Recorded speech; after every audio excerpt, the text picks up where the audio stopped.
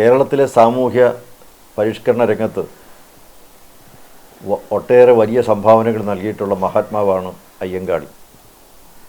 കേരള ജനതയ്ക്ക് ഒരിക്കലും മറക്കാനാവാത്ത നാമധേയം. അധസ്ഥിത ജനവിഭാഗങ്ങളുടെ ഉന്നമനത്തിനു വേണ്ടി കഠിനാധ്വാനം ചെയ്ത് ഒരു സമഗ്ര പരിവർത്തനത്തിന് നെടുനായകത്വം വഹിച്ച സാമൂഹ്യ പരിഷ്കർത്താവ്.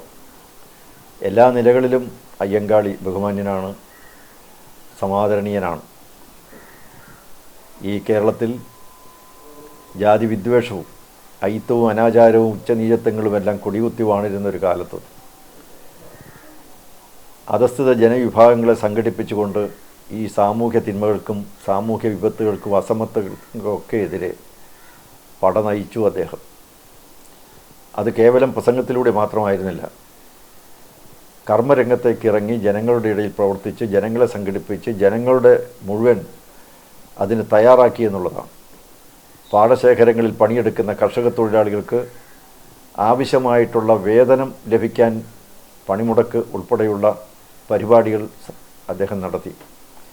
ആദ്യമായി തൊഴിലാളികളെ സംഘടിപ്പിച്ച് ഇത്തരത്തിൽ ഒരു വലിയ മുന്നേറ്റം നടത്തുന്നത് ശ്രീ അയ്യങ്കാളി തന്നെയാണ്. അതുപോലെ റോഡിലൂടെ നടക്കാനുള്ള സ്വാതന്ത്ര്യം അത് നേടിയെടുക്കാൻ വില്ലുവണ്ടി യാത്ര നടത്തി.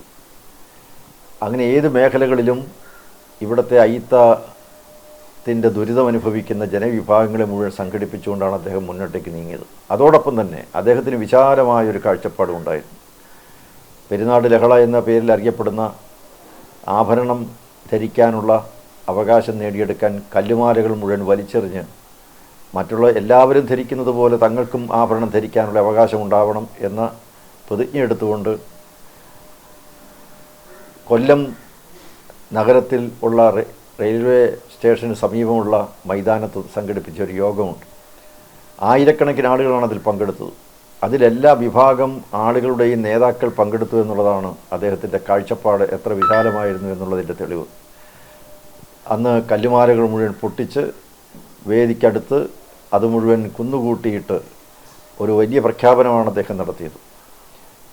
സാമൂഹ്യ സമത്വത്തിൻ്റെ ഉദാത്തമായ ലക്ഷ്യം നിർവഹിക്കാൻ എല്ലാ ജീവിത ധാർമ്മിക മൂല്യങ്ങളെയും ഉയർത്തിപ്പിടിച്ചുകൊണ്ടാണ് വാസ്തവത്തിൽ മഹാത്മാ അയ്യങ്കാളി പോരാട്ടങ്ങൾ നടത്തിയത്. ആ മഹാത്മാവിൻ്റെ ധന്യസ്മരണയ്ക്ക് മുന്നിൽ അനന്തകോടി നമസ്കാരം, പ്രണാമം.